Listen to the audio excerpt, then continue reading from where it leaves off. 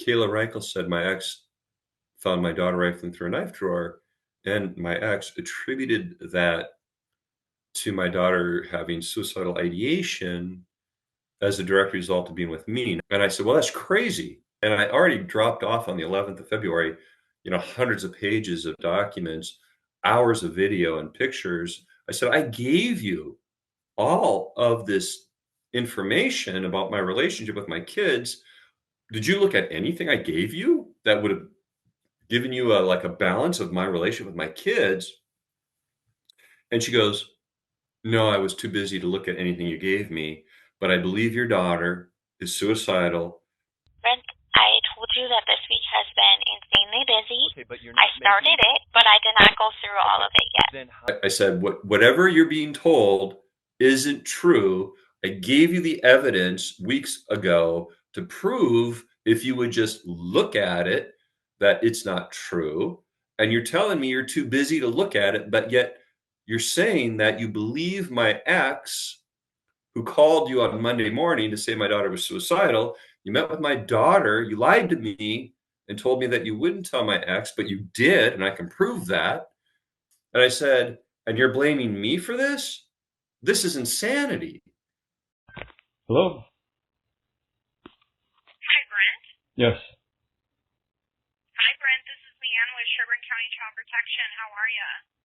I don't know if I should be talking with you, Leanne. What's going on? Well, we got a new report of concern, so I did open a new investigation. Oh my wondering God. if you might have time What? at No. some You know what? point You can. But I have no idea what you're referring to.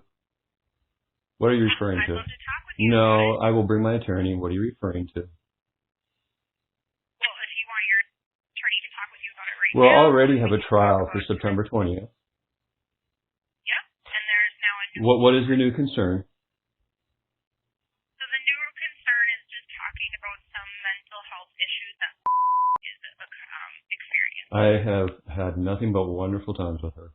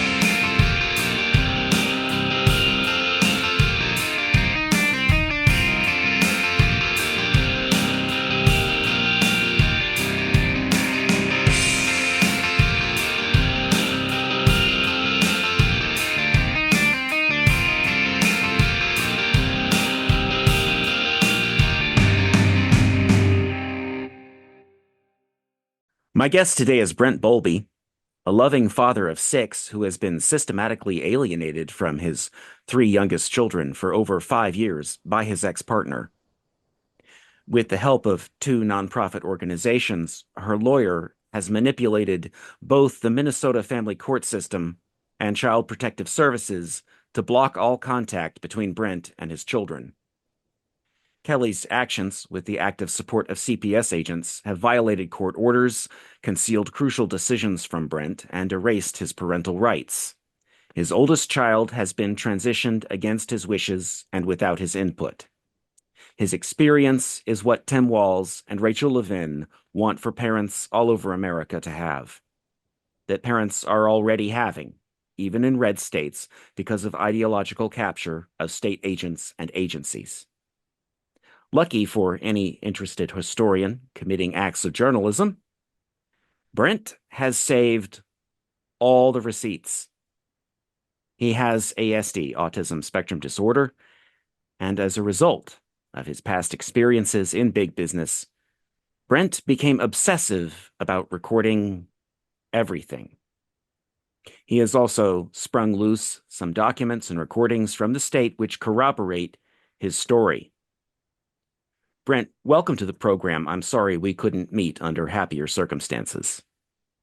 Well, thank you, Matt. I just really appreciate you taking your valuable time to allow me to get my message out, which is really, I think, one of the key things that need to happen, because I'm certainly not alone in this horrible nightmare. There's a lot of people that are going through court and they're being withheld from their children. A lot of times it's men, but there are some women too. So this is not just a man issue, it's a parent issue. So I hope what we can go through today will allow us to not only explore the problems that I've gone through and what I've experienced, but give hope to other parents too, that, even though they may feel like they're alone and they're the only one going through this, that indeed they're really not. There's a lot of parents who, just like me, have had our kids essentially kidnapped, or which other people might say parentally alienated. But let's be honest, it's parentally kidnapped, and we're not seeing our kids. So thank you so much, Matt. Brent, you were a phreaker. That's Phreaker. That is a first generation hacker, an OG hacker. You were the youngest IBM employee ever at 17. You became a CEO and an entrepreneur early, and you succeeded because you were hyper-focused on technology, but you encountered a world full of people trying to take advantage of your youthful naivete, and you also suffer from ASD. So you started keeping receipts of everything, recording important conversations, for example, to be completely sure you understood what was at stake. Can you talk about that, if you would, so that the listeners can understand the incredible depth of detail corroborating your story? Back when I was younger, I was your typical kid that didn't have any friends and spent most of his time on bulletin boards. And I ran a very large bulletin board system called the Red Connection, nothing to do with communism, had everything to do with Commodore. And I had stacks and stacks of 1541, floppy disk drives that were connected to several Commodore 64s. And I ran a very successful bulletin board, and that is what sort of sucked me into the world of being a phreaker hacker. And really, what that meant was the ability to take a very small um, terminal with a phone coupler. And with that, I could do magical things. And if you remember back to the movie War Games, when they would have auto dialers or war dialers, those were the types of things that I used, so that when the other party picked up, if it was a PBX, which was the old phone switching system, they answered with a tone. And so the morning I'd wake up and I'd have a whole sheet of these potential access points that answered with what was a screechy kind of like early AOL type modem that connected to something. And then I would use those numbers that I got off of war dialing, and I was able to at least get a login prompt to some of these very early, you know, PBXs that were the telco access points into some of these world's largest networks, including MCI, which many major corporations used at that time. And what I found was, working as an analyst in the corporate world wasn't really a great role for somebody who is neurodivergent, who could be easily distracted and had a hard time reading emotions. So I began to use early recording devices, such as like the micro cassette tapes, into meetings. And of course, I would always say, I would like to record this so that I can go over these notes later on. If I recorded the meetings, I could then at least have some sort of a record that I could go back to. And if I would feel as though maybe I wasn't heard or I was misunderstood, I could go back and read or listen to the recording. And then I could then sort of reorientate myself in whether or not people really were listening and did hear me, or whether I was missing the target altogether. So I started very early on recording as a way of note taking. And that really served me quite well, because when you are an entrepreneur, like I was after I left the corporate world, I was dealing with people from all over the world who were either high net worth individuals, or they were people who worked for private equity firms, or they were administrators of different types of funds like the Minnesota Firemen's Fund.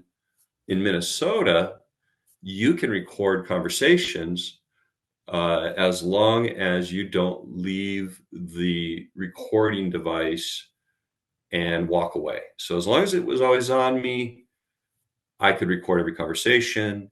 Again, it was nothing nefarious. It just helped me deal with some of the things that neurodivergent people have problems with, and that is focus, and also reading the room and understanding people's intonation or emotion. So one of the first things that my first lawyer said was, some of the observations made about you are legitimate, and it has to do more with my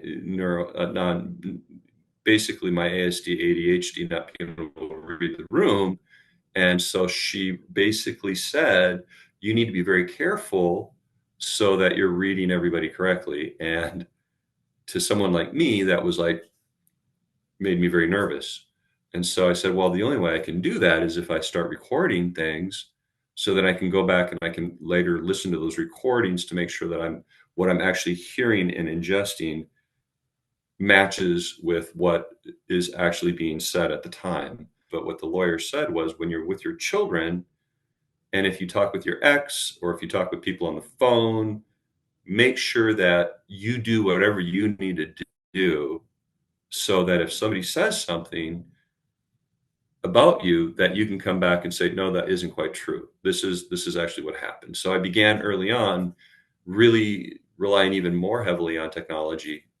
Being in technology and running a company that had email archiving software, we grew really rapidly. So from 2004, when we introduced the product, to 2006, and then through 2008, we became the world's leading vendor in email archiving.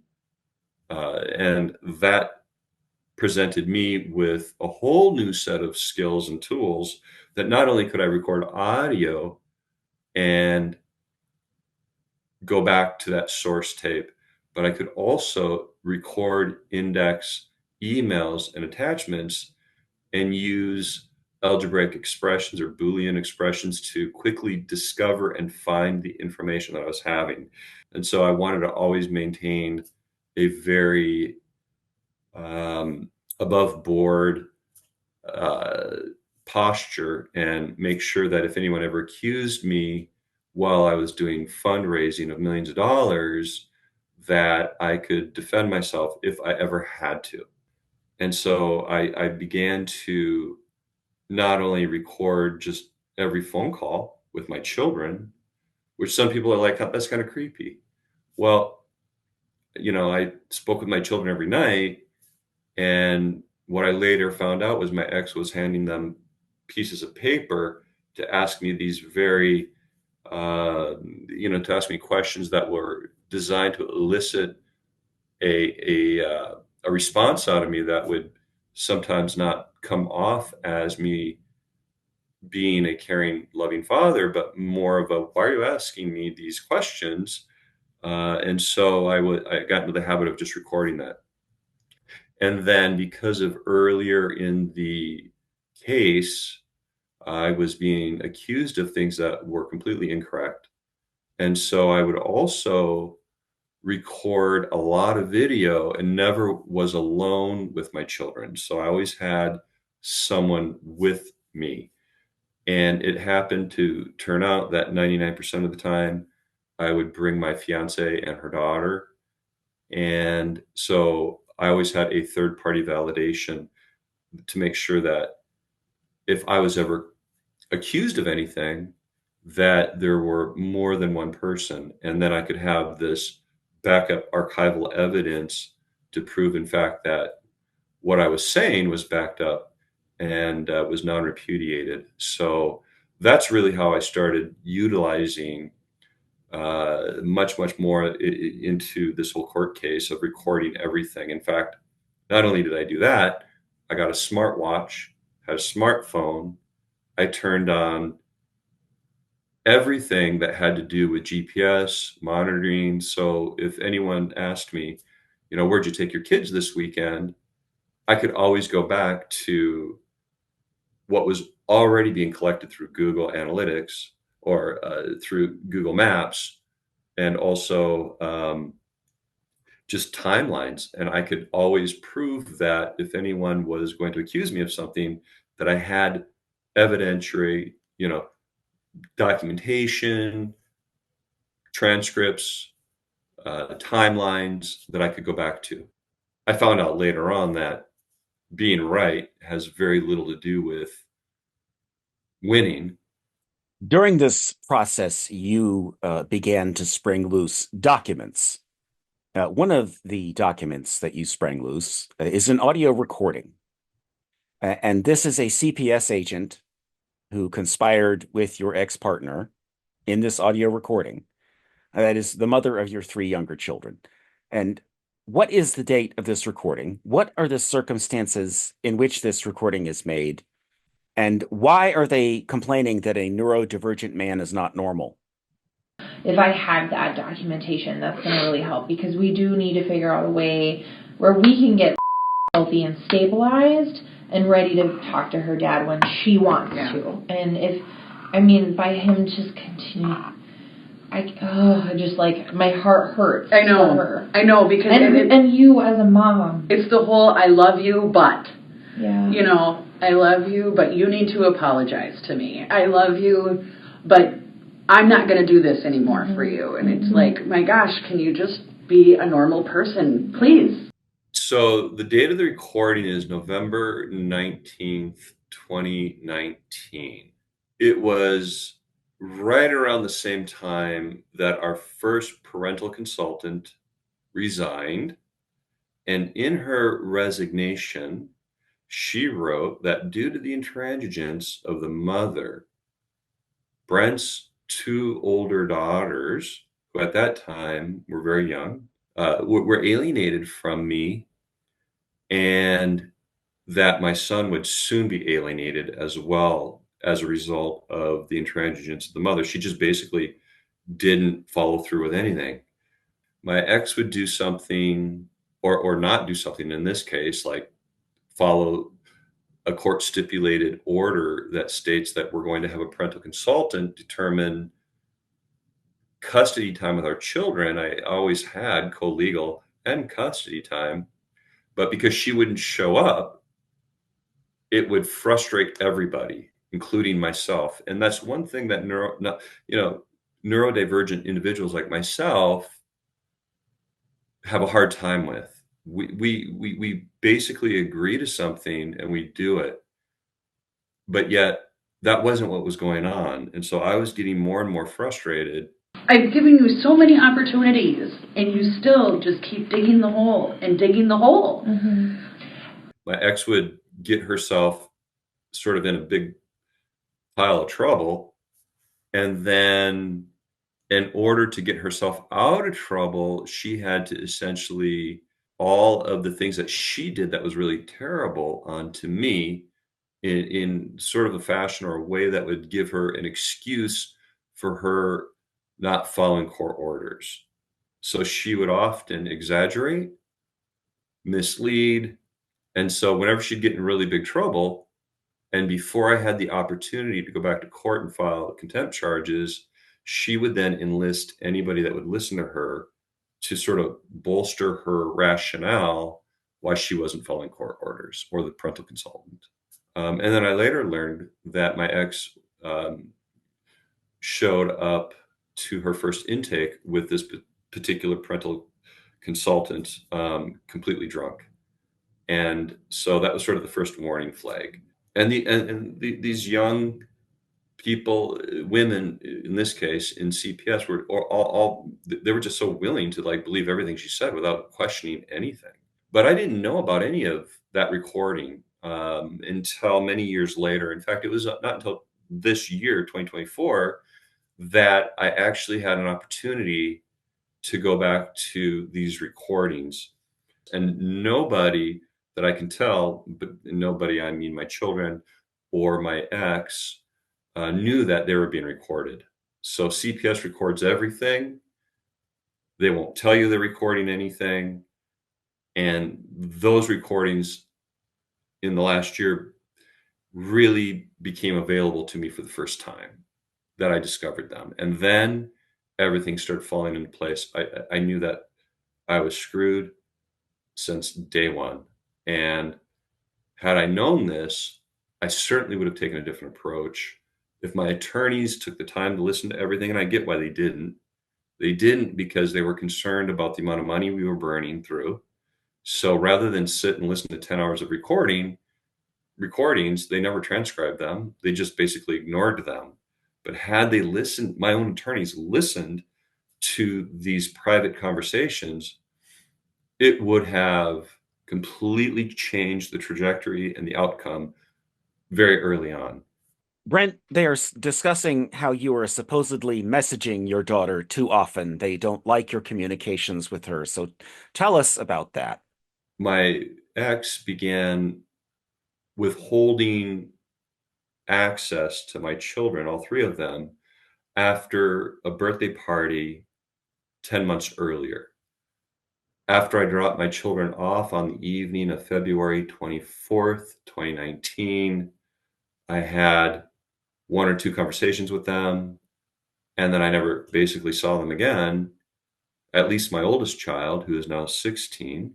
After not speaking with my daughter for a while, I was getting what I considered harassing letters. My daughter clearly participated in what I would say manipulation from her mother. My ex was aligning my children against me. My children were doing what they were being told to do. One of her friends, my daughter's friends who live just a few doors down from us, were really good family friends with us. And my daughter is now reaching out to these friends saying things happened at dad's house and nobody really knows what happened. And it was so alarming that the mother of my daughter's friend was actually at her house recording the conversations because it was so bizarro that they were making claims against me. And then she'd come over and she would be like, your daughter contacted my daughter, who was her previous friend, and is making claims about you that we know that aren't true. And then I got a letter from kids I didn't know that were like, how dare you say these awful things to your children, making claims against me that weren't true. I didn't even know who these kids were.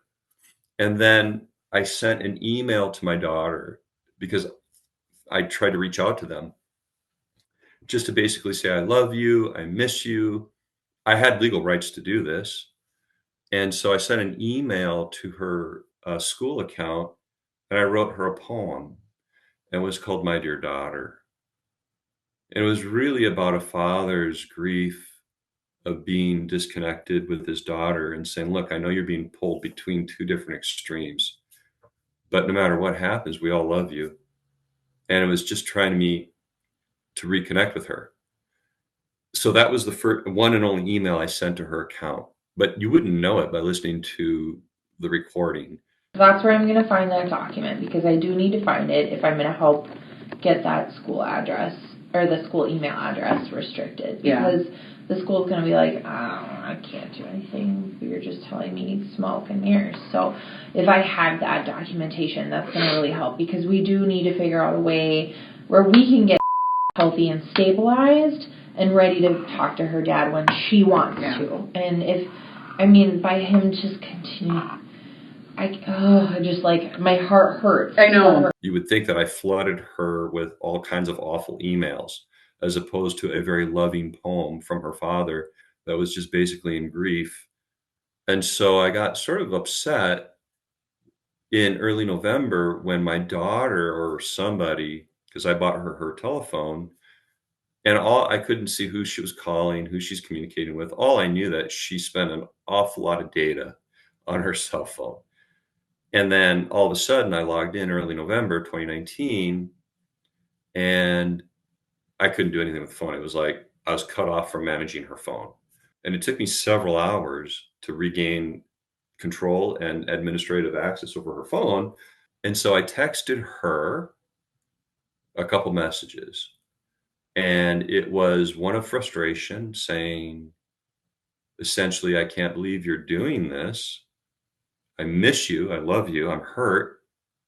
I then limited her ability to contact anybody except her mother, her grandmother, the school, the police, me, and any like services that would be like emergency services. That is indeed what CPS is referring to in that 2019 call. So Brent sent her the text, which kind of brought the case in, and then over the weekend he was sending those emails. Had she talked to him at all? Like, was there any... Nothing, that reasoning behind it? Nothing. Okay, that's just... I mean, she blocked him on her phone. Okay. And that was... On, like, texting and calling, that kind of thing? Yeah. Okay.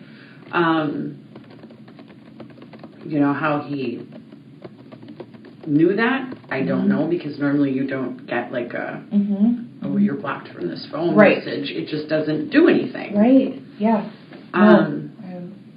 So... That is really weird. And he owns the phone, though, right? And he pays for it? Yeah. Is she wanting any contact with Dad? Like, texting, calling, emailing, anything? Do you think she will in the near future? I don't... Near future. Not near future. Okay. And I don't think her therapist would recommend it either. Yeah. And that was enough to have CPS buy into what my ex was saying without them actually really looking into what she was saying. Also during this conversation, there is a discussion of a couple of nonprofits. Can you tell us about those? Sherburne County in 2019 contracted with two agencies in an adjacent county called Wright County. And these two agencies were staffed with not professionals, but really excellent people who really care about children and wanting to be available to these children to help protect them from difficult relationships. So, paraphrasing, the CPS agent was referring to these two agencies as basically doing the dirty work that CPS couldn't do. And what I mean by that is this: if CPS is going to meet with your child, they've got to have permission. However, all they had to do is make one phone call and assign a non-professional, non-therapist, nobody with any psychiatric or medical training whatsoever, mental health training. And let's say, for example, it was my weekend and I wanted to go pick up my daughter, that all my daughter had to do at that point was to put out an SOS type of a, my dad's coming to get me. And then these strangers would show up at her door and pick her up at any moment. And they would also meet with her at school in private without me knowing. They'd meet with her at her home without me knowing. They'd basically also pick her up and put her in a hotel room. And I believe that that CPS agent at that time said for a week or two, and they would cover the cost, essentially. Where is her safe place? And where is her place that she fits in? Have you ever heard of a program called Timber Bay? Is that...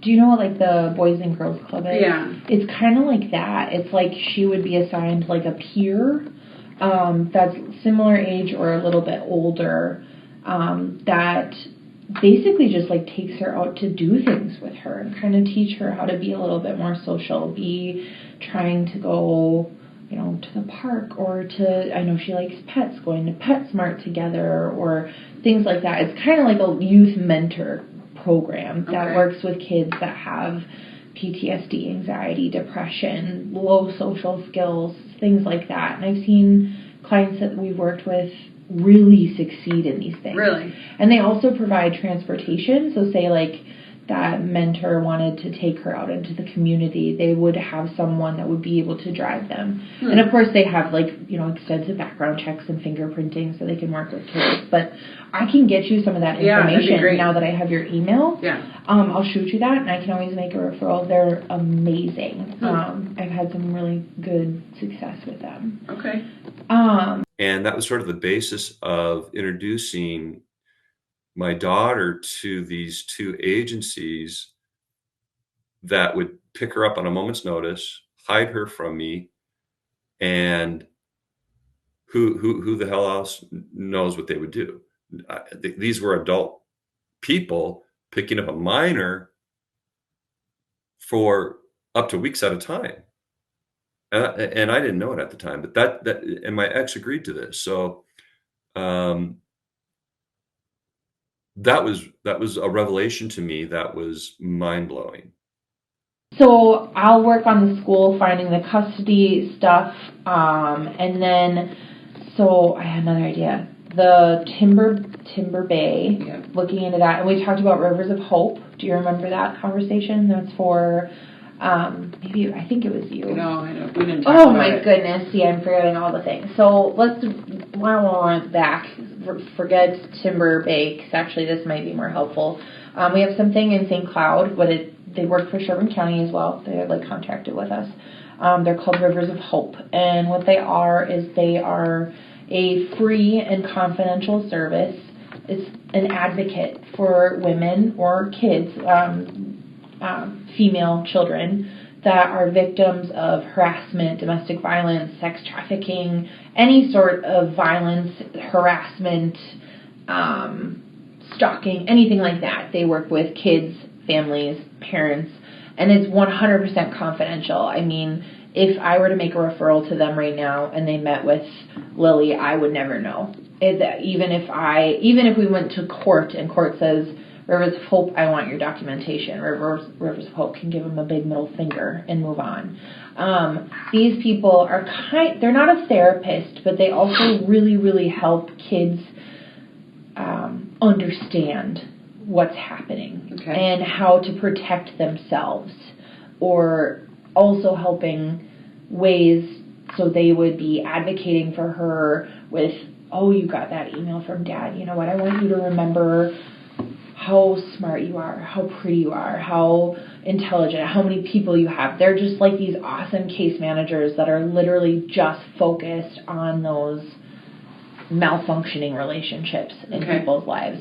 They can meet with kids at school in private. They can meet at home in private.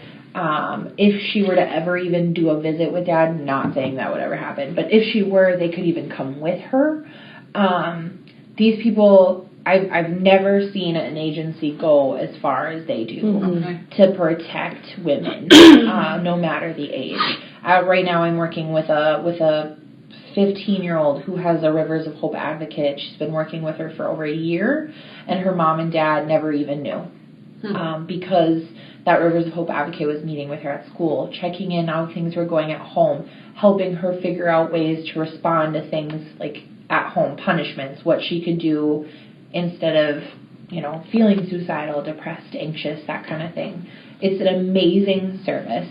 I usually offer it to any families, any women that are having a struggle relationship with males, teachers, things like that. And so I can always make that referral to you, for you. What I do is I just call the confidential line. I would give them your name and your number and Lily's name, and that's it.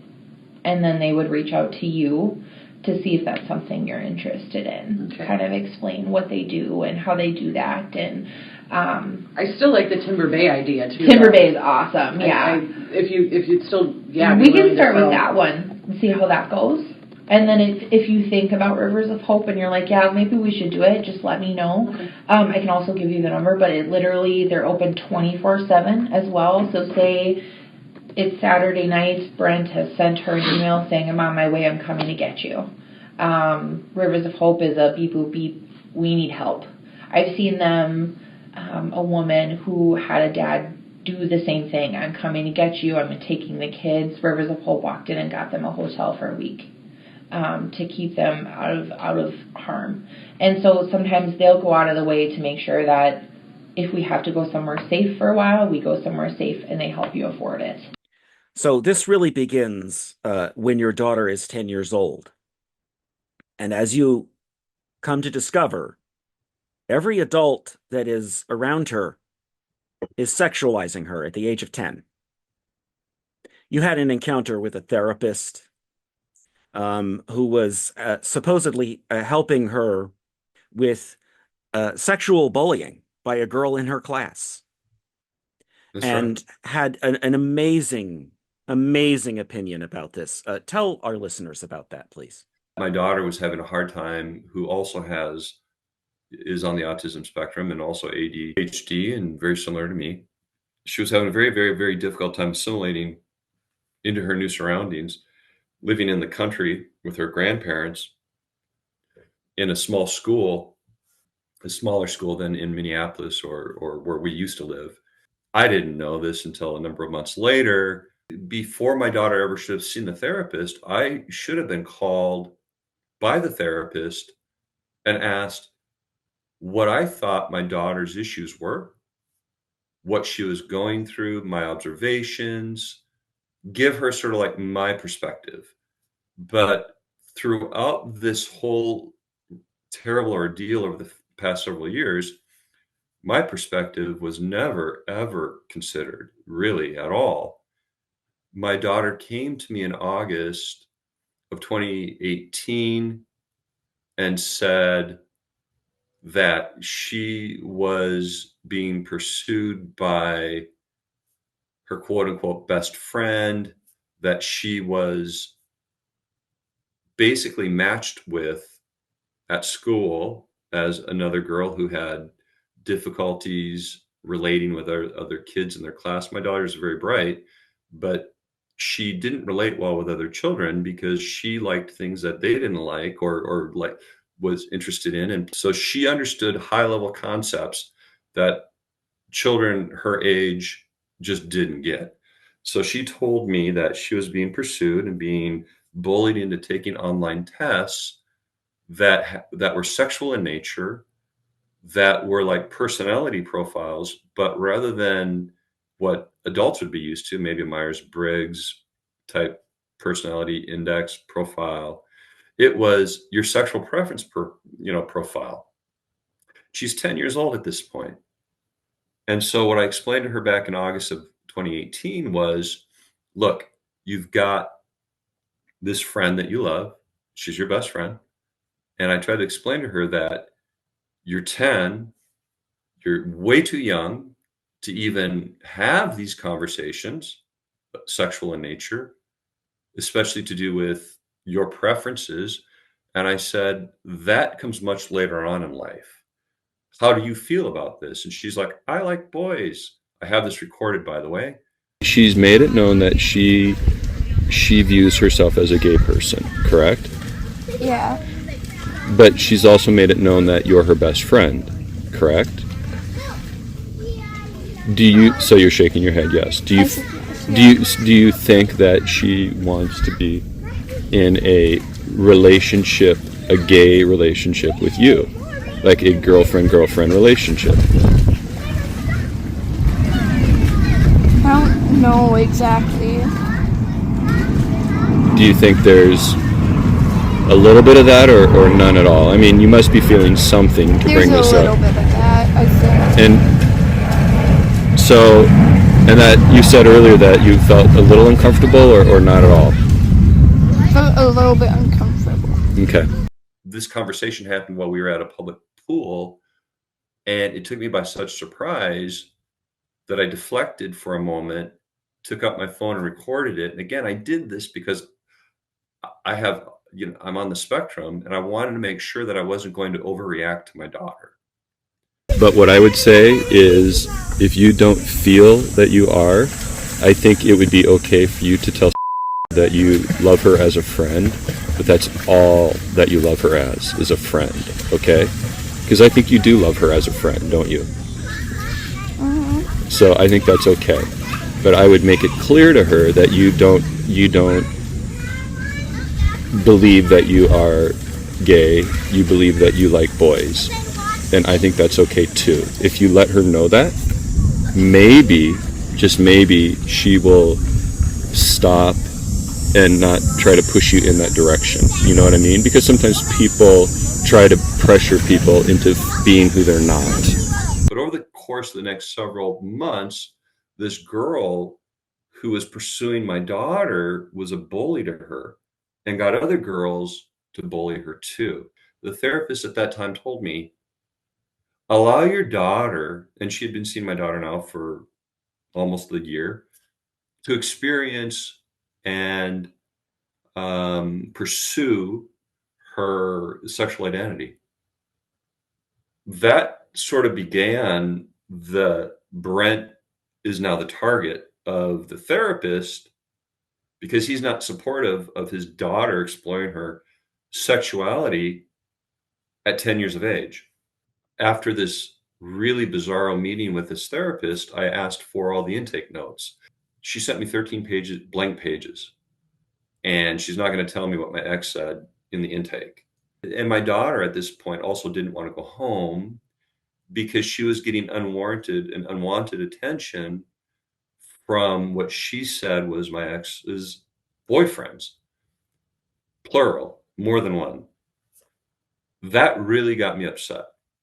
My ex was not abiding by the court agreement whatsoever. She was having men over, she was partying like a rock star apparently, and my children were often around that environment, and so it was very unsafe, and it made my daughter feel really creeped out, quite frankly, very creeped out that here she's trying to sleep. Her room's adjacent to her mother's in basically a finished basement area of the house, and strange men that she didn't really know are coming into her room and showing her affection and attention when really she should be in bed. That's when I became really concerned for not only my daughter, but all my younger children. If this was truly occurring, I wanted to really get to the bottom of it, and I did. And every investigation that I actually did on my own checked out with it checked out with exactly what my children were saying in terms of who the men were, um, and what they were doing. So, for example, my daughter said there was four of these individuals.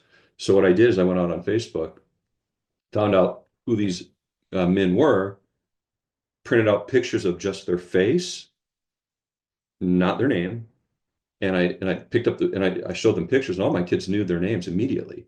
So I knew that my daughter was not lying to me, and everything that my child was telling me was absolutely against what the court order was. So I went back to our judge, filed an emergency order, and our judge sent a order down that sort of blew my mind. And that was, well, it's disturbing what my daughter has observed at home and heard. It was likely due to the socioeconomic situation of my ex. So my ex withheld my children in January of 2019, almost for the entire month.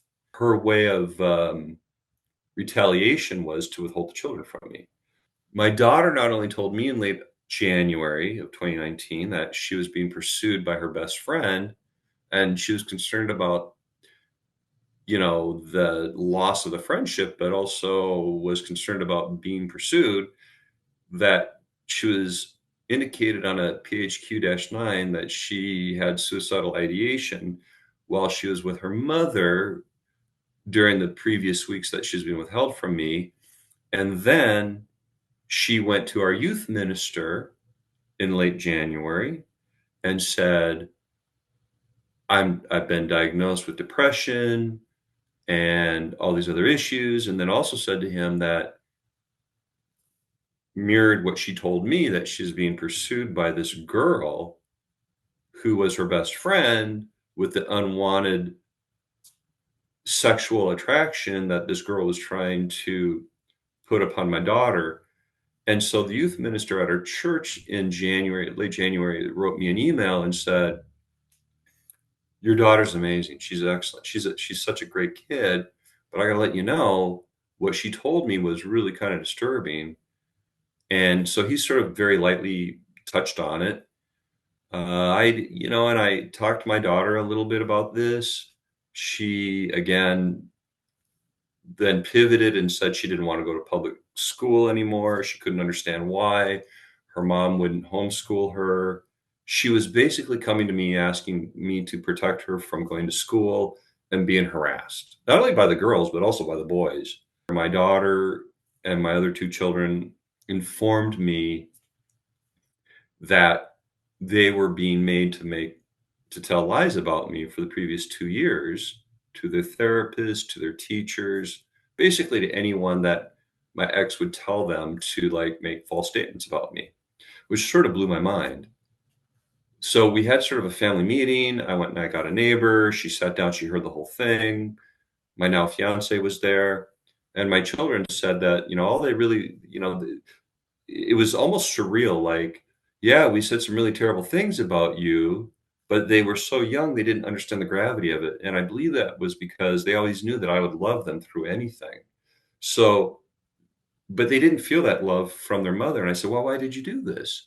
And they're like, because we just want mom to love us. So I was like, oh, okay, I get it. And then my daughter went out that morning with the youth minister and several other girls. And then she proceeded to tell the youth minister for the second time that the unwanted attention was much stronger than what she informed him of the previous month. Then I got another email. And that email was, your daughter is being pursued by a predator. The youth minister is saying this. I find out my daughter has suicidal ideation when she's at home. She doesn't want to go back to school. Where do I go for help? Because clearly nobody was hearing me. So I actually was the first one to go to CPS. I had no idea or knowledge. I just believed that Child Protective Services was just that, individuals that were highly trained and skilled to protect children. And I had well over a year's worth of documents, recordings, meetings with a therapist, emails from the youth minister. So I took like hundreds of pages of documents, transcriptions, and including audio, video, and everything else on a thumb drive to CPS. And they put me in touch with a very new CPS investigative agent. She had equivalent to just had graduated, got a job at CPS, had basically 3-4 months of practical experience. I felt like my story was already complex. My daughter's issues were far deeper than I had even realized. And then my fiance and I went to CPS. We were interviewed, and I provided them a thumb drive and hundreds of pages of documents to prove what I was saying. And I thought, maybe I can get some help. All right. So now these officers of the state have focused in on you as kind of a subject of investigation. Things began to unravel after the children told you they had been coached into telling lies about you for 2 years. That happened right before their birthday, which you had always celebrated at the same time because they were born so close together in the same month. What happened? They had their birthday all in the same week. We had planned a grand, big birthday party. And so for about a week, I was conflicted. I'm like, boy, my kids lied. One thing that I really impressed upon them is the one thing you don't do is lie.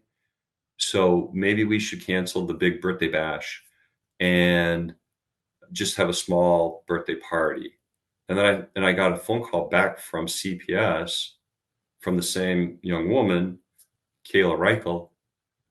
And she's like, why did you cancel their birthday party? And I'm like, why do you care? Well, it's really important that they have their birthday party. And I'm like, well, it's really important that my children don't lie. It's even more important in our relationship that they don't lie about me, because that puts me in a position where no parent wants to be in. And they pressured me to continue to do this big birthday bash. So I called CPS back and I said, okay, you know what? Thank you for telling me I can be wrong.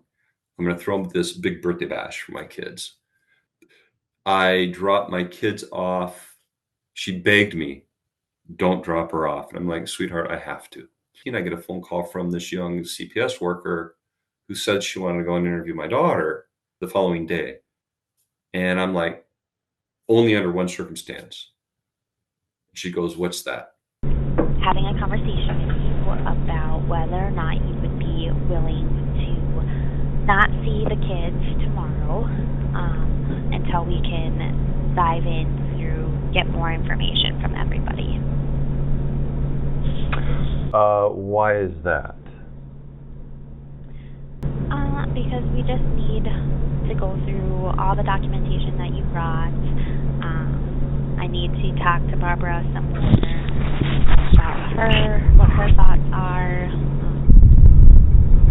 I'd like to see again to get more information.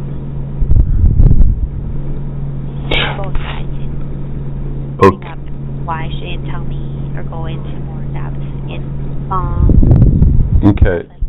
I get that. My concern is that if Kelly understands that you're going to meet with she's going to continue to pressure her to say what she will. Again, because stated to me that this is what happens to her and she feels like she can't say no to her mom. So I'm concerned for... My plan is to not tell Kelly. Okay.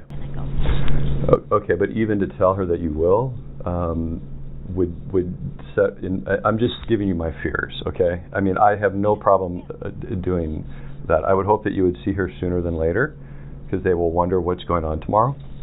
Also, the school would need to be notified as well, because I pick them up and they don't get on the bus.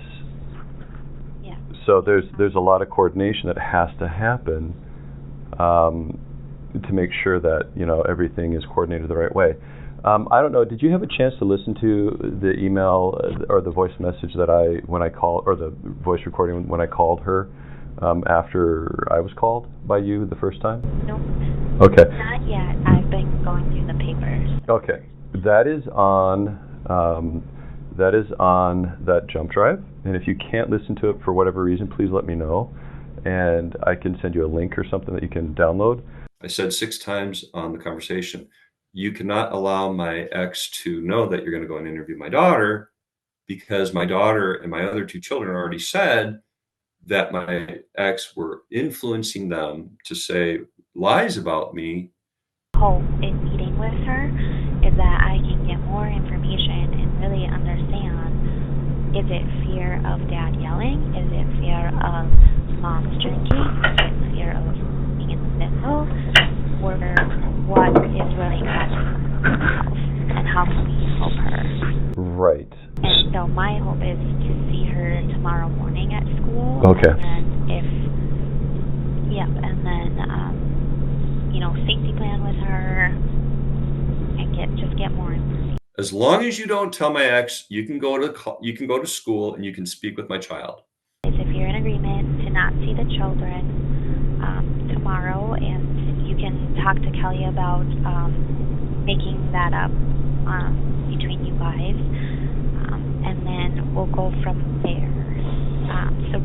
So if you could not tell me that I'm coming tomorrow. Well, and again, so just to be clear, if Kelly knows you're going there tomorrow, she's going to start working on her tonight. I guarantee it. 1 hour later, I get an email from my ex and said, well, since you're not picking up the children tomorrow, I would like to stop by your place and pick up a doll that was forgotten and some clothes. And at that moment, it was like fireworks went off in my head. CPS is lying to me. I lived in Minnesota for the previous 2 years, and my ex had never been to my place that I lived at in Minnesota. So by the mere fact of her wanting to come and stop at my home was unusual. But what was even more unusual was the fact that I knew at that point that CPS was working in conjunction with my ex. So what I said to my ex was, under no circumstances is she to come to my home. I'll give the children their belongings, not my intention to keep anything. And I will give them to the next time I see them, or I'll put them in the mail, and I'll just mail them back.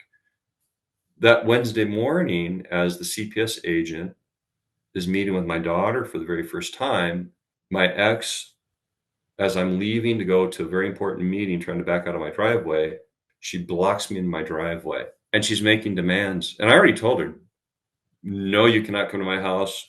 You're lying to me. CPS is lying to me. I'm scared of you. You were violent when we were together. You are not permitted to come to my home. You've never been here before. Brent, you told us about a deposition when your daughter was 10 years old, before this 2-year saga into gender identity. And you said that your ex-partner declared that the child did not have any gender identity issues. She also, in that affidavit, admitted to making an attempt on your life. Tell us about that, Brent. She became very inebriated. I find that she has been basically ejected from the bar. I had to settle the bill. I went outside, and it was really dark out. And she was just basically like knocked out, passed out on the pavement. I scooped her up, put her in the convertible. The top was down, and I'm driving us both back to her parents' house because our children were there. And I'm driving on country roads where they have great deep ditches on both sides because in Minnesota we get a lot of snow. And she sort of came to and immediately just started starting to hit me, pound on me, and then I'm just like, calm down, calm down. And I'm just like racing, driving faster than I should have just to get back to her parents' house so I can get out of this nightmare. And all of a sudden, she just grabs the steering wheel, yanks it very hard, and we just go in this little convertible. We just go careening straight off the road and into the ditch. And it's by the grace of God, we didn't just like tumble and roll. I somehow managed to get the vehicle out of that ditch. I took 3 steps in the doorway, fell to my knees, just started crying. Her parents got up, and I'm like, you got to do something about this. She just tried to kill us both. And that was just one of many times where, she would take after me, whether I was in the car and she'd just start beating on me, or we were together at home. So she had a long history of this. And then the worst happened, and that was she blocked me in my driveway. I had to call Minneapolis Police Department after an hour of being blocked in my driveway. They wrote her a ticket and said, leave. And I lost my job after that because I missed the important meeting. When we had talked on Tuesday, Kelly had called me and she had shared that she was concerned for Lily at her mental health, and that when she came home from your house, that she caught her looking in drawers in the kitchen, and she was curious to see if she was looking for knives. And so she actually slept with Lily that night to make sure her safety was okay. And so on Wednesday, I had gone to see Lily, and she had shared, and actually the school shared with me Tuesday as well, that Lily had reported to them that she was looking for knives because she was feeling suicidal. I don't know why Lily decided to look for knives at her mom's house. Maybe she knows you guys don't have knives. Maybe she knows you guys are watching her constantly. I don't know why she chose to do that. She shared that she's having a lot of anxiety and suicidal thoughts around having phone calls with you, Brent, and being at your house. And she told me she did not want to go there next weekend. Kayla Reichel said my ex found my daughter rifling through a knife drawer, and that she talked to my daughter, and my daughter and my ex attributed that to my daughter having suicidal ideation as a direct result of being with me. I have talked to my supervisor and shared what I have learned, and we believe Lily that she is telling the truth about her mental health and her suicidal thoughts. And I already dropped off on the 11th of February, hundreds of pages of documents, hours of video and pictures. I said, I gave you all of this information about my relationship with my kids. Did you look at anything I gave you that would have given you a balance of my relationship with my kids? Brent, I told you that this week has been insanely busy. Okay, but I started it, but I did not go through all of it yet. You later discovered some disturbing online activity that you have not discussed yet. So tell us about that. So during this 10 months of between February 24th, 2019, and me going to trial, and then did a stipulated order for parental consultant, and then February 19th, I discovered online that my daughter was spending just this incredible amount of time on both Roblox, which is a online gaming site that's geared towards younger children, except that she was at that point involved in online groups on this young kids gaming app that had to do with LGBTQ, rainbow, you name it. So she was like playing games geared towards indoctrination. And then I found out that with a little more investigation, that she was deeply involved in an application called Amino. And Amino is sort of an online community, and then they're have subcategories. And she was involved in a subcategory called the Hamilton Forum, which was named after the Broadway play Hamilton, which I learned later was really popular among the LGBTQ community, which I had no idea why. And so my daughter was on this forum with hundreds of other kids, but she was younger, and she was not even old enough to be on there. You had to be 13 years or older, and she was 12. And I discovered very disturbingly that she was not only on there, she was on there during school over 50 hours a week, 40 to 50 hours a week, and involved in forums that were very sexual and graphic in nature. And then I saw her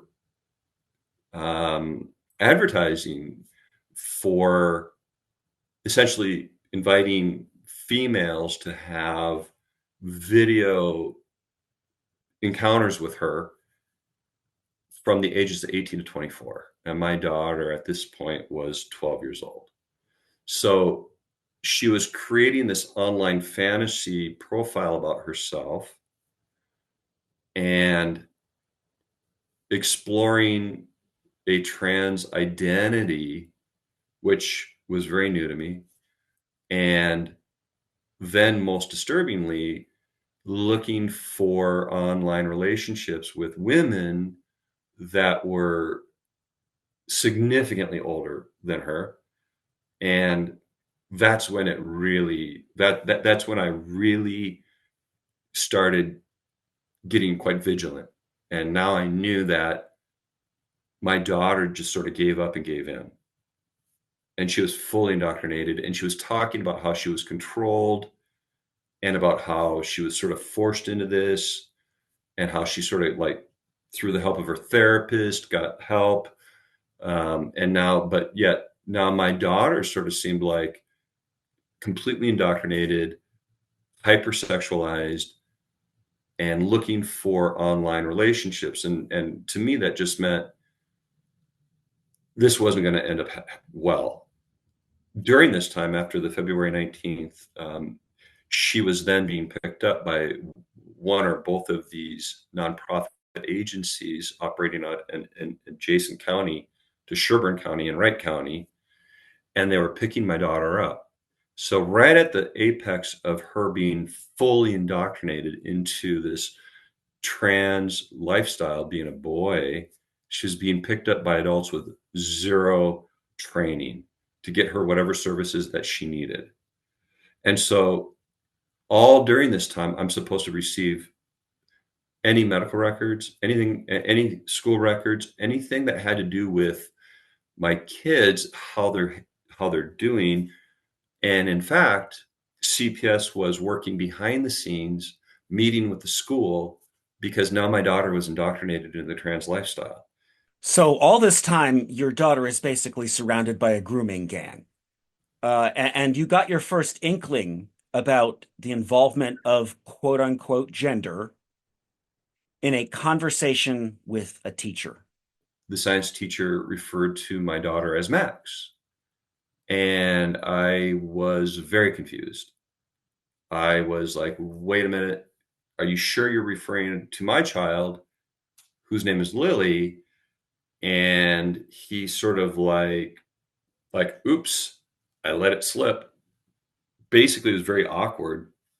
And what I told him at that time was, look, if my daughter wants to go by a nickname, that doesn't bother me. Tell me what's really going on. Oh, your daughter's really bright, really super bright, and what a wonderful student, and cut it short.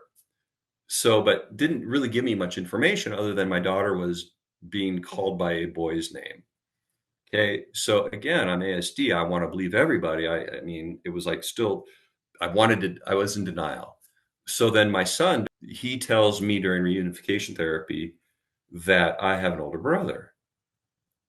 And I'm like, yeah, you've got two half siblings. Yeah, you've got two older brothers. It's like, no, no, no. He's a boy. And that's when I knew. And then as soon as my son told me this, that's when CPS re-entered my life. You have shown me the psychiatric evaluation that you underwent. Somehow, the actual conclusions of this evaluation did not end up in the filing to the court by your ex's attorney. Tell us about these discrepancies you found, and how did they creep into what was supposed to be an independent evaluator's report? It's very common that the court will order a custody evaluator, and they do sort of like the background investigation on you. They look at your relationship with your children. They order psychiatric evaluations, and then they compare the results and their conclusion to, like in Minnesota, what it's called the 13 best interest factors. And so she wrote a 7-page mini evaluation, and it listed several things that were supposedly based on my psychiatric evaluation. So she had this material in her possession for about 2 months, wrote a report, and things came out like Brent is paranoid, and a whole bunch of other things that were absolutely not true. I was really dejected. After that meeting, it was like the 13 best interest factors. I know I was a great dad, but basically every one of them went to my ex. And then it dawned on me that this seemed very similar to an emergency hearing or an emergency order that was written back in 2017 by my ex's attorney, almost verbatim. It's like whatever she wrote in 2017 almost mirrored exactly what the recommendations were 2 years later. So the next day, I call up the doctor who did the evaluation on me, and after I wrote an email, and the email was heartfelt. It was like I felt dejected. And the doctor immediately wrote me back. He's like, I'm really sorry that you're saying this. And he goes, I know for a fact that I did not call you paranoid. And here I'm like looking at the report that was supposedly taken directly from his report and presented to me by the custody evaluator. He tested me for several things, including honesty, and I rated me very high. He indicated that my ex indicated just basically average or below average. He rated me low in introspection, and I did not, aside from being extremely ADHD, did not show any signs of any significant mental illness. He was almost like incredulous, like how could you be? He was more defensive, quite frankly. very defensive, like, why are you blaming me? I didn't say any of these things. So right then and there, I knew, just like CPS, when they lied about not going to contact my ex, I knew that there was something extremely wrong with this custody evaluator. Rather than just accept these blind recommendations from the custody evaluator, I wanted a full-blown trial. Now, I'll tell you that they didn't give me my ex's 20 some odd page psychiatric evaluation at that time because we had NDAs and the lawyers only allowed me to look at them in their office and I had 30 minutes. So I had to like go through a 20 some odd page psychiatric evaluation of my ex. There's sections in my report that I recall reading in her report that were identical, but it was identical in a way that it didn't describe me, but it would have perfectly described her and some of the struggles and issues she had. So what I did is I wrote my attorney immediately. And I said, prior to trial, I knew that Ann Hansa wrote her report because I had Ann Hansa's earlier emergency order that she wrote, and there were sections that were identical. So I wanted to get rid of this custody evaluator, all her recommendations, and go to court and have a trial. So I wrote my lawyer an email, and I wrote, after reading my ex's psychiatric evaluation, that there were portions in her evaluation that were in my evaluation. And I said, it confused me at the time, and why would he write this? He already apologized for saying he didn't call me paranoid, but there was so much more than just being paranoid. And so my lawyer was like, that's really weird. So what my lawyer did was she wrote the psychologist who did the psychiatric evaluation on my behalf, and he wrote me back and he's like, oh my gosh, yeah, that shouldn't be in Brent's report.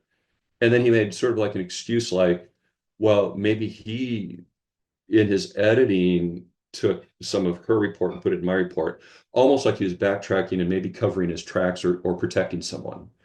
And in this world, what I've come to find out is that a powerful lawyer like Ann Hansa, who for 12 years was a part of the Minnesota Lawyers Board of Ethics, they become very powerful. And she was co-chair for 4 of those years. So she knows everybody. And she was always pushing for her people. And I was just naive, thinking everyone is just sort of independent and we're all professionals. So even if she recommended them, surely lawyers wouldn't lie. And I was very naive. So it came back in email to my attorney that indeed my psychiatric evaluation was not authentic. And yet, even still, some of these lies ended up in the final custody agreement. And my custody agreement to this day says I'm paranoid. Yet I have the transcript to the trial, and nowhere in the transcript is there any conversation about me being paranoid. And yet it ended up in my custody agreement. And even my judge at that time, and I tried and I tried and I tried to get them to change it, and they refused to change it. And but they also had the letters from the psychologist as well. So this is when I really realized that either they're really incompetent or corrupt. This was one of a number of aha moments you've discussed where you realize only in retrospect that the fix has been in, and that you have been surrounded by enemies this whole time. So now we need to unpack a few things. Explain about the HROs. These are harassment restraining orders. I go to court for our first court hearing. We establish paternity. As soon as the court hearing's over, I walk out of the courtroom and I'm met there by a sheriff's deputy. He hands me a document and it's a harassment restraining order. My ex said that I was texting her. She was very disturbed by my texts. She didn't want them and wrote things down that were completely untrue. And the HRO basically was to shut me down from asking any questions. So obviously I wanted to know why you ghosted me, why you didn't come out to Ohio, why are you doing this, what the hell's going on? It's done ex parte. I wasn't there. I didn't have an opportunity to defend myself. So my living in Ohio, I got this HRO. I didn't know what it was. I'm like, what does this mean? All this is you can't contact her. My attorney was supposed to go to that hearing and defend me.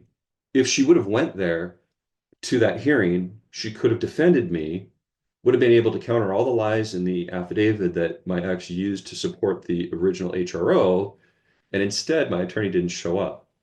So that first HRO stuck. I can't ask any questions, and except that the only carve out is I could ask questions about our children, but it had to be very narrow. And so that's so subjective. And I certainly was not a threat. I certainly I was just trying to seek answers.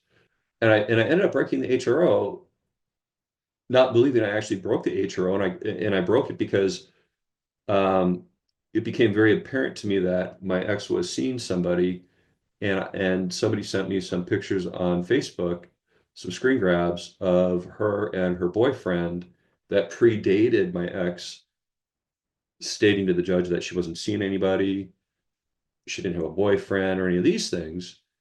So all I did is I texted her a picture of this screen grab of her and her boyfriend in a warm embrace, bragging about, everybody knew this day would happen. And so this had obviously been going on for a long time. And there was some sexual innuendo in the Facebook post. And so I texted her and I said, remember, we're not supposed to introduce our significant others to our children. That's all I said. That was construed a violation of the HRO. I actually broke it again. My ex would call me on the phone, and I was like explaining to her that I'm coming back to Minnesota to be with the kids. I don't care what you do. I'm coming back to Minnesota to be with the kids. And in hindsight, again, I never thought anyone would do this to someone that they were with for 13 years. So I, against my judges or against my lawyer's advice, she was just more concerned about the support, giving her money. And in a weak moment, I blasted her a text that was an angry text because I still didn't know what the heck was going on, but I'm coming home to see the kids. And then she continued to do the same thing. Every time I was supposed to be with my children, whether it was, and it usually occurred after some of her wrongdoing, after she withheld the children for so long against court orders, and the professionals got upset with her and started saying things like she was alienating me. And then I would go and I'd file a contempt charge. The retaliation was to come up with another affidavit, ask the court for another HRO. And so as soon as one would expire, it was merely a matter of months before she would go back to the court with another false affidavit, and the court just unilaterally just granted it to her. And then I was just kept so busy in lawfare that most of my money went to just legally defending myself against false charges. Every time you get an HRO, they sort of amp up the charges. This last one in October now is a felony with 5 years in jail.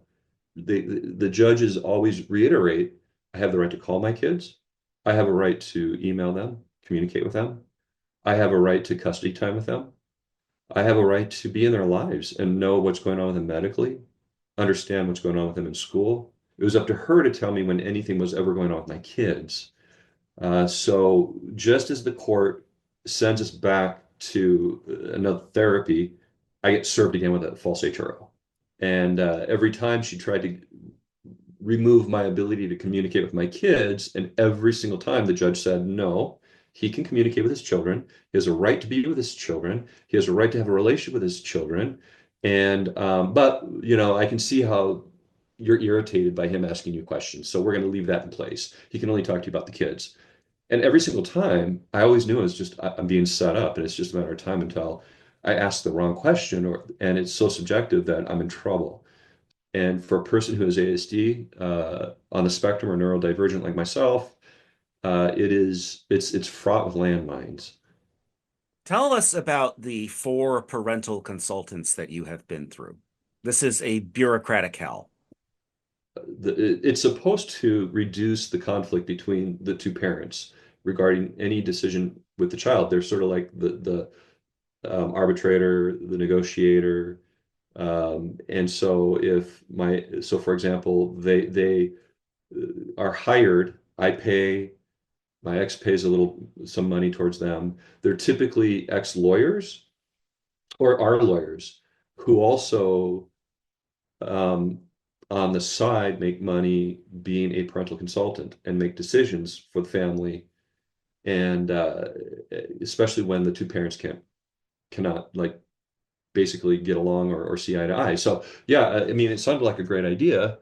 Here I'm going to hire an independent third party who is going to set up my custodial time with the children, my parenting time with them. And then if I wanted to go on vacation with my children and my ex didn't want me to, then the only recourse we had was to go back to the parental consultant, and whatever the parental consultant said had the weight of an actual judge. So her word was final, or his word was final, and the only recourse you had as a parent if you disagreed with the parental consultant was to go back to family court. I'm thinking, great, I haven't seen my kids in months. I'm so excited. This is going to be great. This parental consultant had a phone call. There was like, we do not tolerate parental alienation. We're going to get you with your kids. So if someone is running up fees unnecessarily, after a couple of warnings, if they still continue to do that, sometimes I allocate fees because I really want this to be a cost-effective process, and I want it to be a beneficial process, not a process where either person could, intentionally kind of misuse it. So I try to make it a process where even if people don't like each other, even if parents don't like each other, and they can't say one good thing about each other, my focus is on the kids, and that's where that's where I make every effort to keep the parents focused, because that's the only focus in my world is, what are the kids' needs and what's the best way to meet those needs. Before I even got home, I get a text from the parental consultant, and she says that your ex is or my lawyer, I should say, and she says your ex is leaving town and you won't be seeing your children this weekend. So I immediately text the court stipulated parental consultant.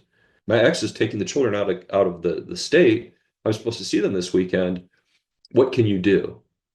And the parental consultant texted me back and said, well, we haven't, normally I've got a contract you've got to sign first. Your ex has to sign it. And then I have to do my intake. And so there's nothing I can do right now. There's nothing I can do. But we'll get this process started really soon. The problem with that is that my ex never would show up to do an intake. And so the first parental consultant resigns in November of 2019 and states that my daughters have been alienated from me. And that if the court does not intervene ASAP, my son will also likely be alienated as well.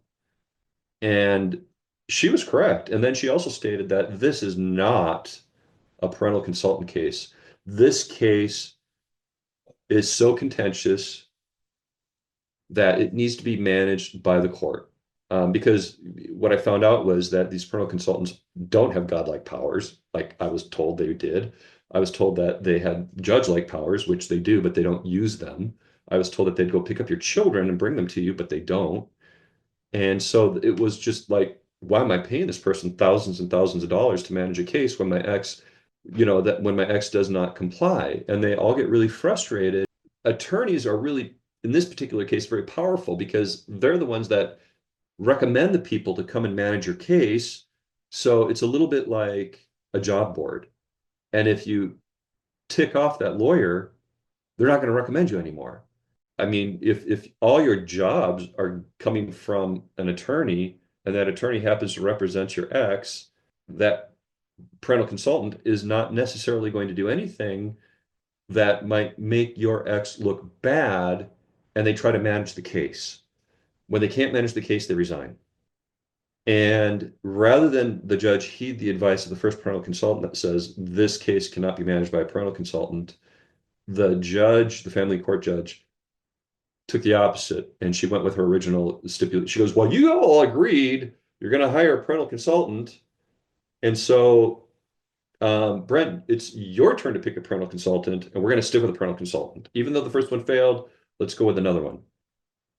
So my attorney picked a parental consultant that was actually a woman who was a lawyer, been a parental consultant for 40 years, and she was actually quite good. It took months and months and months for my ex to sign the paperwork.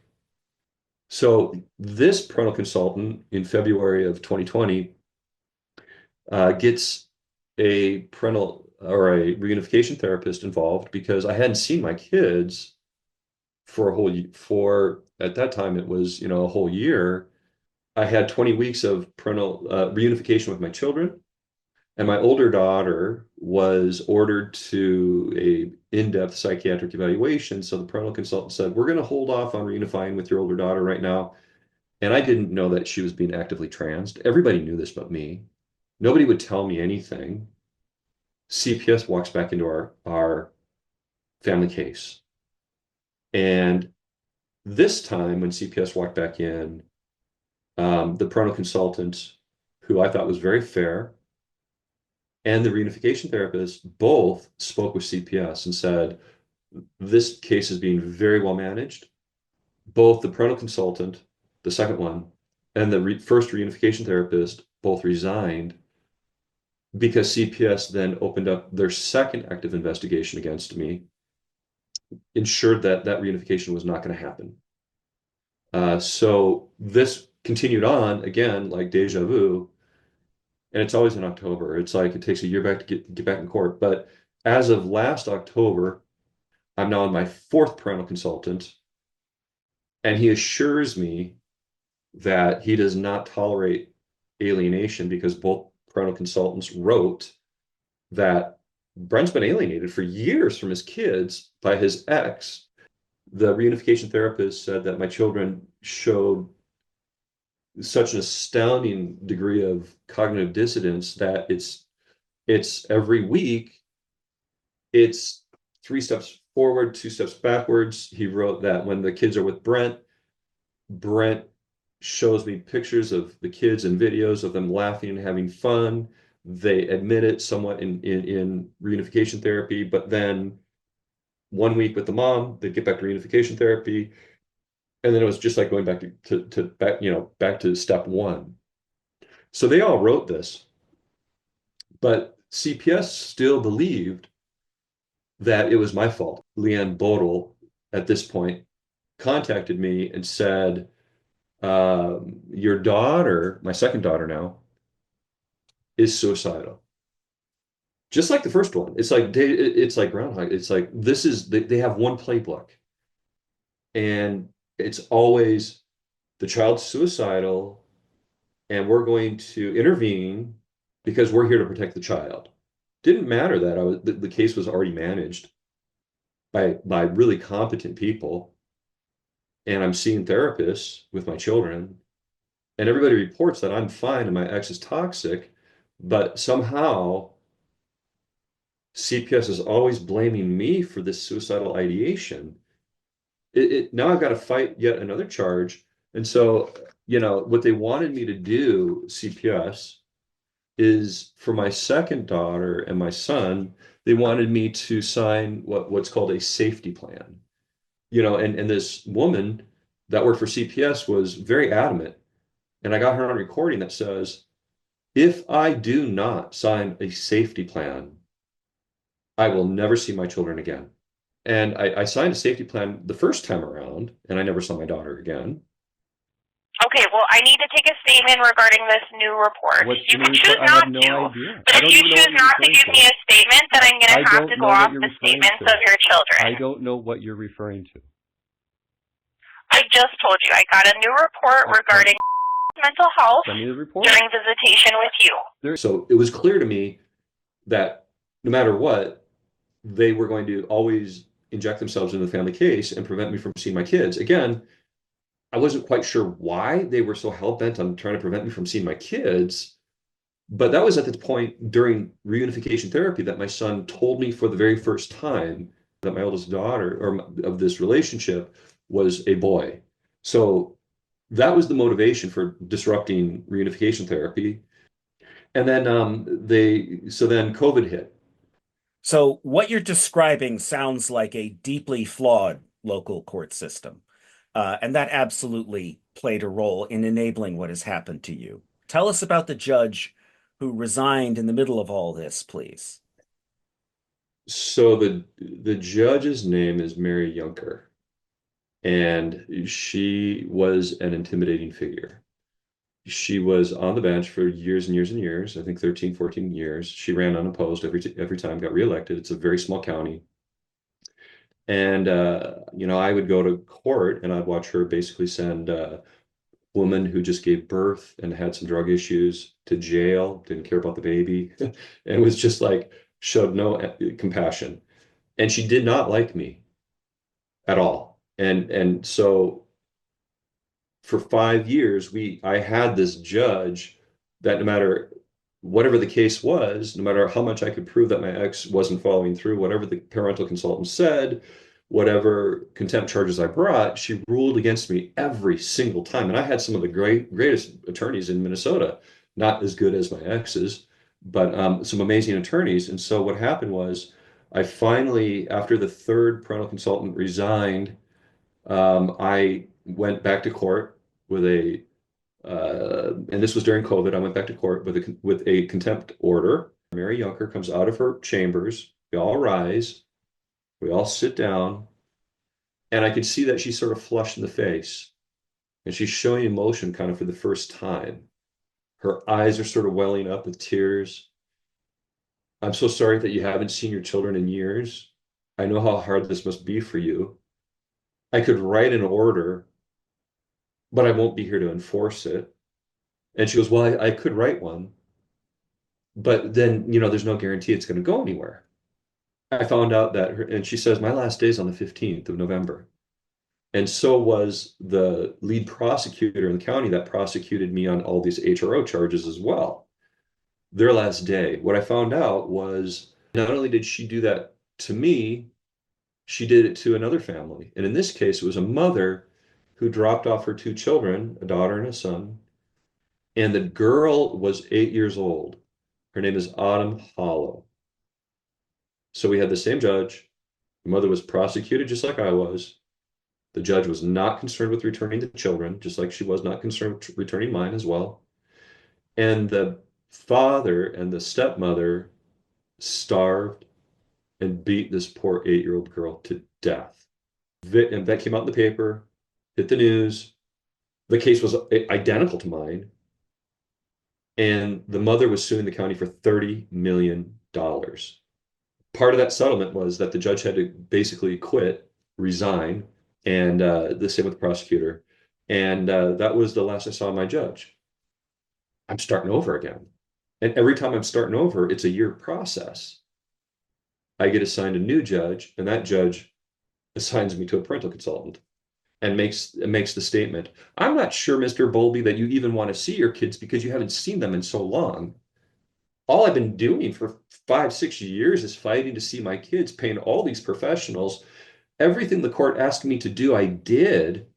And now I have a brand new judge that has thousands of pages in our case history. And her assumption is that I don't want to see my kids. My rights as a parent is completely just like essentially removed without ever having a court order to remove my parental rights. And now I'm starting over again. And the new judges are doing the exact same thing that my old judge did, almost to the letter. As we record this, you are almost ready to return to court. What is about to happen? I am being charged with breaking the last HRO, and this time it's a felony charge. And I'm also being charged with maltreatment of a child. And the maltreatment of a child stemmed from that first reunification where CPS entered in and charged me. It took a while. And then because of COVID, they just sort of put it on the shelf. I appealed it, but they put the appeal on the shelf. So for a couple of years, it just sat there. It was the old charge that I appealed. And now they're saying, like, after 3 years, 2 years, 3 years, now we're going to go ahead with the appeal. And again, I can write my ex emails. And I wrote her an email and I just said, I can't believe you transed our daughter. I can't believe you transed our daughter. I didn't threaten her. I didn't go after her. Then it comes down that now I violated the HRO. Again, very subjective. And so now I'm being charged by the state with violation of this HRO. And this time now it's a felony with 5 years in jail. And CPS is now hearing my appeal to a maltreatment of a child charge that dated back 3 years ago. That never happened. And finally, they charged me with a basically child endangerment. And the charge was that they met with my daughter, my second oldest, and she stated that when she was with me, she was so distraught that she wanted to jump off a bridge. Reunification therapy. Okay. And so she didn't. At this time, Leanne, this is harassment. until I can get a safety, you can say that all you want, Brent, but until I get a statement from you, at this time, without any safety plan in place, there is not going to be a visitation Leanne, this weekend. How do I give you a statement? How? How do I give you a statement? I don't know what you're referring to.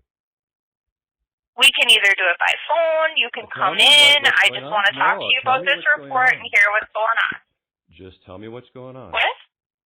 What is going on? So this report's talking about how there had been recently fighting between you and your partner during a visit. No, there was not. With the children in the car. What? Your daughter is experiencing symptoms of panic attacks, No, this headaches, is caused by her stomachache, mother. sweating. Hold on, I'm talking, Brent. Oh my God. Sweating, trembling, sleep disturbances, nightmares, hyperarousal. And there's also talking about her making suicidal comments after seeing you.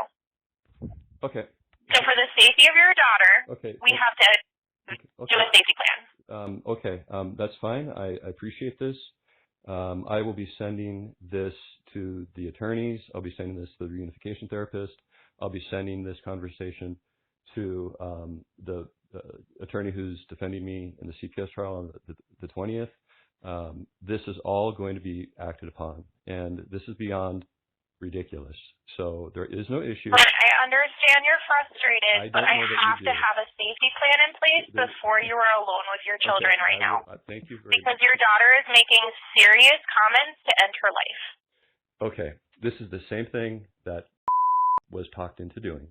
This is the exact same thing that Kelly's boyfriends did when he and his parents and his sister We're not talking about Kelly. We're not talking about a boyfriend. We're talking about your daughter. Okay. Thank you, Leanne. Have a wonderful day. I gave you a statement. I hope that's good enough. Are you willing to give me a statement? I gave Would you you a like statement. to come in and do that? There is no issue. I'm going to refer to my attorneys first, and then I'll get back to you. Okay. So I will have to interview your children and take statements from them and make my decision based on only their statements alone. So it's up to you to provide one or not. Leanne, there is But otherwise, I'm going to have to make a decision based on my interviews with your children. There are no problems. There are no problems going on. Everything that you're saying is not true. This report indicates otherwise, Brent. Well, I know that's frustrating for you, but I want to hear your side. I want to hear your side. I gave you my side. There is no issues going on, and I'm happy to let you talk to Brent, the professional. there is issues because I'm getting reports from other people saying there is, and your daughter is wanting to commit suicide. Okay, you know what? This is not a joke. This is Thank you, serious. Leanne. I'm going to be calling all my attorneys right after I get off the phone with you. I appreciate you calling me. Okay. I will give you a call again next week and see if you change your mind about giving a statement, okay? I've already given you a statement, but I'm going to speak with everyone. Brent, I have not taken a statement from you regarding this intake. I will get back in touch with you. Thank you. All right. Thanks, Brent. So since that time, I have not. That was August 2nd, 2021. They interrupted reunification therapy. And up until today, I've not seen nor spoken with my two younger children. On October 31st, I go to a DHS administrative judge, and he hears for the first meeting, the first hearing, the maltreatment of a child charge. At the same time, the county also tried to freeze my bank accounts as well. So clearly they had an interest in me not being able to hire an attorney. And it's very clear to me today that what I've been through in the past 6 years, and I can prove this is, and I hope I have, is that this has been a campaign that was actually orchestrated the first time I was ever in court, when my ex's lawyer told my lawyer, "What are you going to do when Mr. Bowlby's bankrupt?" CPS is obviously trying to continue the indoctrination of my child. They don't want me around her. They believe that they're mad at me because I refuse to bend a knee to them and accept a charge that I know is false. And the court knows that they're in deep. They obviously feel very threatened for the wrongdoing that they've done. It's the only explanation I have. And so now they're trying to do everything they can to jail me and to shut me up, to the extent that they've already put a gag order on me and I can't post anything on social media. Um, I can't have people go outside the courthouse, hold signs in support of me. And they've tried to absolutely shut me down every way they can. And the only thing that I believe is the reason for that is because they've done to me exactly what they've done to Autumn Hollow's mother. Basically, like, oh, he's not shutting up and going away, so now we're gonna amp this thing up. And I feel kind of stupid, quite frankly. I wanted to believe in the legal system. I wanted to believe that family court was fair. I cannot imagine the place you're in. They want to put you in jail for loving your children. Yeah. So why don't you take this moment to tell the listeners what kind of dad you are? I was the kind of dad that really doted on his children. I was an entrepreneur, so during the phases of launching and building a business, I would work out of my home office, which means that when my kids were really little, about every 4 or 5 years, when I'd start the cycle all over again and start a new business, I was home for about a year at a time. So I spent a lot of time with my children. Every night I would read to them, pray with them, tuck them into bed. And then 2018, it was like the best year of my life. We spent over 14,000 miles in the car just going on wonderful adventures. A lot of video, a lot of pictures. It's very clear that my only priority in life has been my children. And not only do I say that, but I mean, this is what the professionals involved in this case who aligned with the correct view of what's happened had said also. Brent just wants to be a dad. That's all he really lives for. And my ex wanting to have my children 90 plus percent of the time, and that was always her stance. So I want the kids 90% of the time. It was always income driven. It was how much could she get financially. And because the kids were living at home with her parents, as much money as she could get, she could just pursue whatever lifestyle she wanted. In fact, that's what she did do.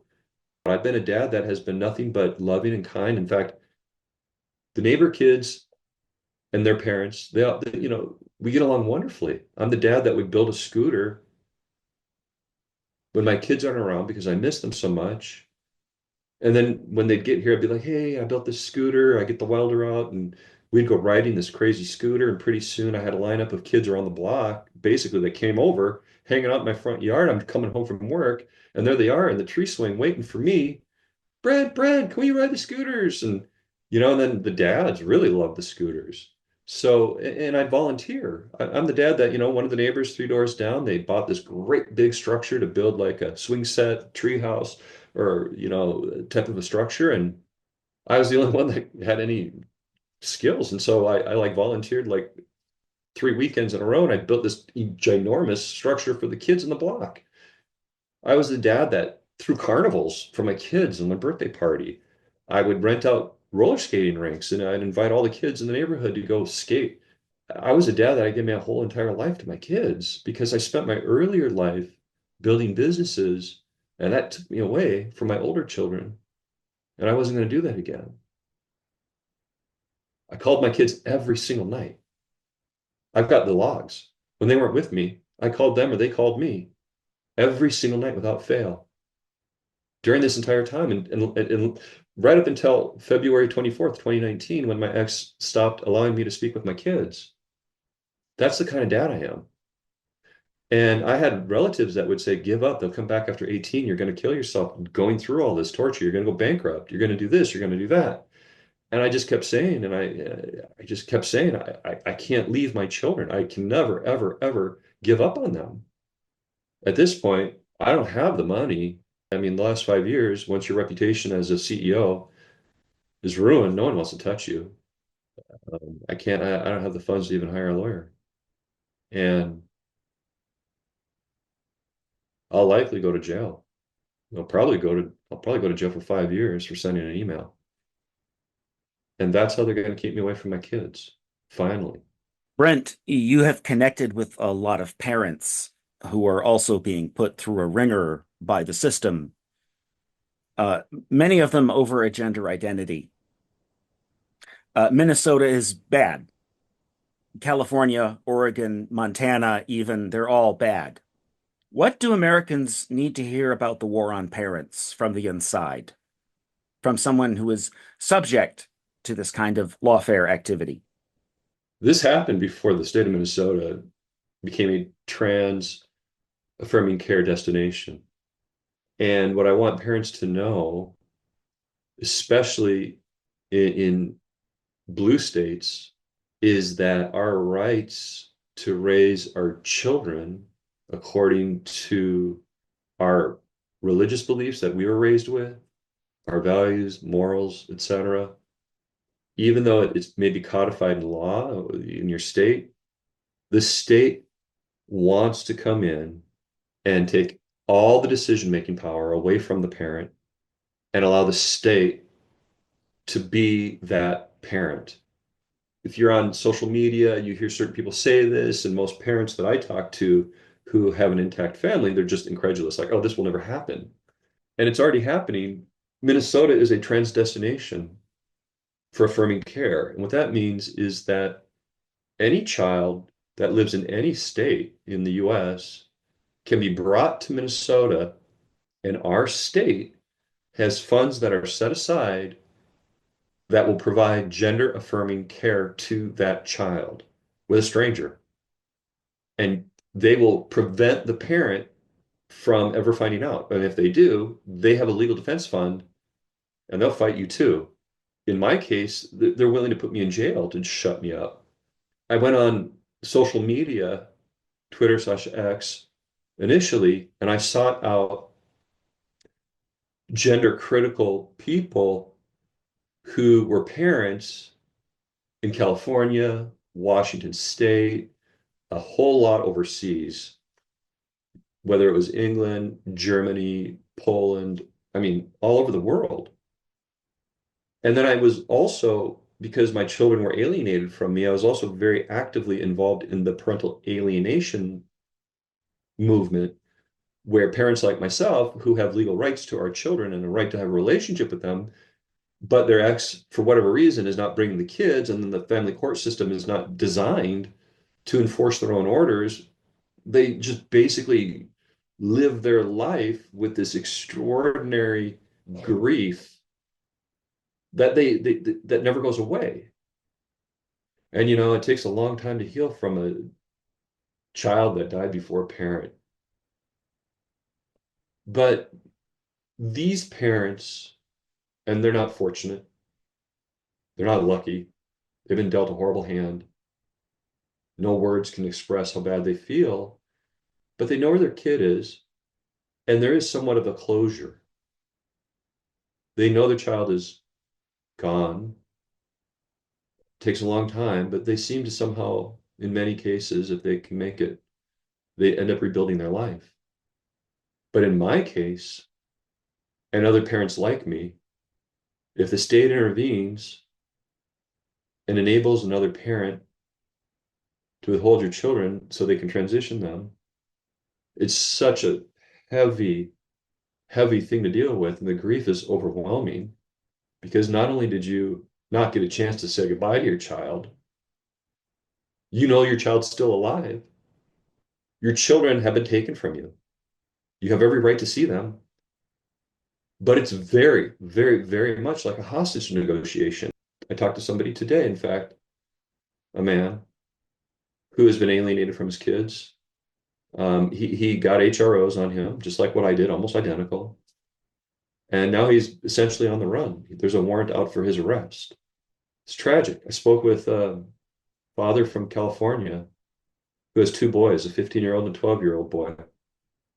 Found out that the 12-year-old boy was being transed, and he got a letter from the state that said, your son's going on puberty blockers. And what he found out was that his 15-year-old and 12-year-old wasn't telling him was that when they were not with him, mom would bring the 12-year-old to school with a dress on or in girls' clothes. So they sort of lived this dual life and lied to the father. And the father was like, how long has this been going on? It was going on for a number of years, to the extent that now this 12-year-old is going on puberty blockers. And so I make myself available to parents who are one of two things. They're either so depressed and dealing with such deep grief and loss that they just can't do anything. They're almost disabled in a way. Or suicidal. Almost every single parent I've spoken to who have gone through something like I've gone through has attempted suicide or has extreme suicidal ideation. And then there's the third.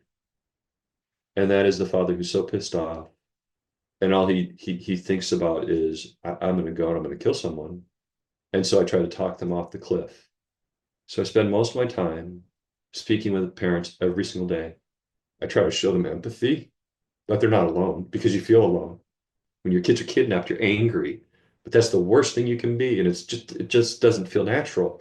So it's okay to be angry when you're not with your kids, but when you get in court, don't be angry. When you talk to professionals, don't be angry. Bite your tongue. Do everything you can to not be angry, because if you're angry, they're going to blame you. They're going to think you're actually guilty. And all you're doing is like trying to rescue your kids. And then, I've had dads that actually did kill themselves. And that's really where I'm at in life, is just an advocate for those who are just going through what I went through. And if they can use any of my experience or what I've been through and save them even the slightest bit of pain, I feel very successful. It helps me too. It's an epidemic. Lawfare is the use, misuse, and abuse of legal systems against an enemy. The system decided early on that you were the enemy of your children and entered into this drama triangle. And CPS decided every tool should be brought to bear to keep you separated from them so that adults could groom your children. The word is grooming. Absolutely. This was a conspiracy by a grooming gang. This happened in Minnesota in the United States. And this is what Tim Walz and the Democratic Party have in mind for parents all over America. When they talk about sanctuary states. They want to do this to families. They want to do this to people like you. Brent, thank you for talking to us. I hope we get to talk again soon. I hope you don't go to jail for 5 years. Me too. And if any parents would like an outlet to be heard.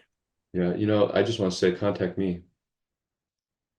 Any parent out there that is confused and just upset, doesn't know what to do next, I just want to put it out there.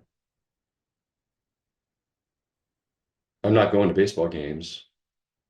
I'm not seeing my kids play sports, go to plays. I'm not going to any recitals.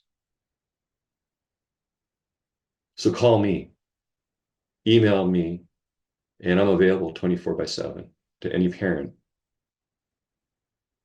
who is hurting and needs a friend. Don't hesitate to contact me.